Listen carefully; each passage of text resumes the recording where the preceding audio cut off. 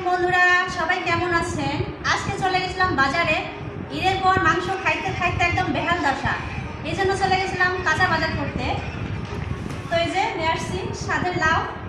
লাউটা 20 টাকা নিয়েছে, মাংস দিয়ে রান্না করব। আর এই যে কচুর মুখি নিয়েছি, যেহেতু আমি অনেকদিন পর পর বাজার করি, এক সপ্তাহ পর পরের জন্য এক সপ্তাহ বাজার একসঙ্গে নিয়ে চলে আসি। এই যে এগুলো নিয়ে আসছি তরই মাছ দিয়ে রান্না করার জন্য। এটা নিয়েছে 40 টাকা কেজি।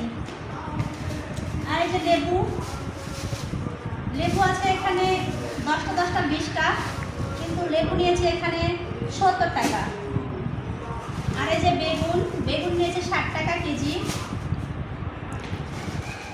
আর এই যে রসুন, রসুন নিয়েছে 100 টাকা কেজি। আর ঝাল এখানে 250 গ্রাম, এটা নিয়েছে 20 টাকা।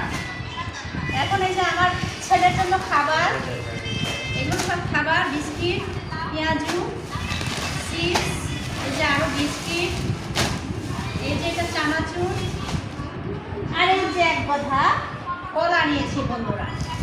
আরও আছে এই যে এগুলো রুই মাছ, বড় মাছ পেলাম না যেহেতু বেলা হয়ে গেছে, এগুলো মাছ।